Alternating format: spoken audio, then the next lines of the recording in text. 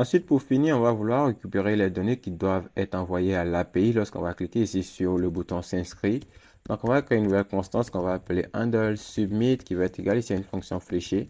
Et cette fonction fléchée, tout ce qu'elle va faire pour le moment, c'est qu'on va faire ici un console.log on va créer ici une nouvelle fonction qu'on va appeler const data to end qui sera égal ici à un objet qui aura ici la propriété last name qui sera égal ici à last name value. Une propriété, une clé first name qui sera égale ici à first name value. Une propriété email qui sera égale ici à email value. Une propriété password qui sera égale ici à password value. Et une propriété confirm password qui sera égale ici à confirm password value. OK. Ensuite, ce qu'on va faire, c'est que là, on va loguer ici le DataCenter.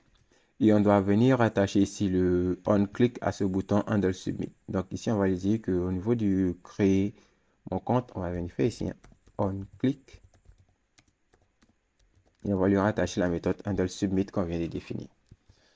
Donc, juste pour vérifier, on va retenir au niveau de login d'abord pour voir si on continue de récupérer les données dans le log qu'on saisit. Si par exemple, je mets ici une email et je vais essayer la valeur saisie est incorrecte, je vais mettre ici une email correcte, gmail.com. Et vous voyez que automatiquement, lorsque je mets ici un mail valide, il me dit que le bouton est accessible. Et ici, on peut cliquer maintenant ici sur me connecter et on voit qu'on récupère bel et bien ici le log. On voit que pour le mot de passe, j'ai ce mot de passe qui a été généré par défaut ici par mon navigateur. Mais pour le moment, ça va. Donc, on récupère ici le log du côté login. On va passer maintenant du côté register et on va voir si on réussit à récupérer ici le log aussi. Donc, pour le nom, on va mettre ici prénom Oliver. Email, ça sera YouTube. Oliver@trueprice.com. Ensuite, pour le mot de passe, on peut me laisser ça. Le mot de passe de confirmation, on peut faire ça. On peut mettre n'importe quoi. Et maintenant, si on clique ici sur créer mon compte, on voit qu'on a ici le compte qui a été créé. D'accord, donc c'est bon. Lors de la création du compte, au niveau ici du register, avant de loguer les données ici, ce que je vais faire, c'est que je vais faire ici if. Je vais vérifier si le mot de passe qui a été entré est égal ici au confirm password qui a été entré. Et si ce n'est pas le cas, je vais juste retenir ici un message d'erreur à l'écran pour lui dire que le mot de passe ne concorde pas. Donc, je vais faire ici un return simplement pour couper l'exécution du code. Et ici, je vais lui dire que je vais appeler ici mon toast. Et le toast, vous pouvez l'importer ici de toast. Moi, j'ai déjà fait ici un import toast from React Toastify. Vous importez ici le toast de React Toastify. Ici, on fait toast.error.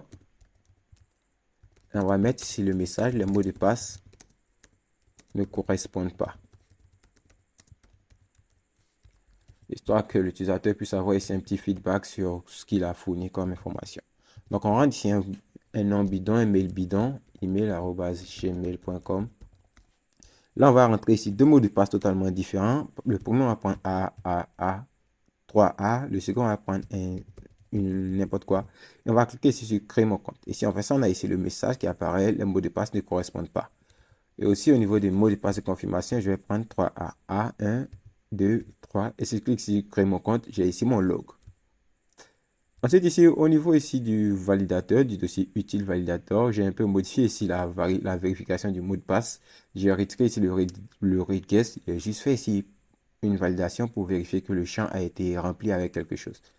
Donc, si vous voulez faire ici cette vérification, vous pouvez la faire. Donc là, on réussit à récupérer ici nos données et on va dire que pour envoyer les données du côté de l'écran login et vers l'API, c'est bon. De l'écran création de compte vers l'API, c'est bon. Ensuite, ce qu'on va vouloir faire, on va vouloir maintenant s'attaquer ici à l'interface, histoire de réaliser l'écran qu'on va devoir servir à nos utilisateurs.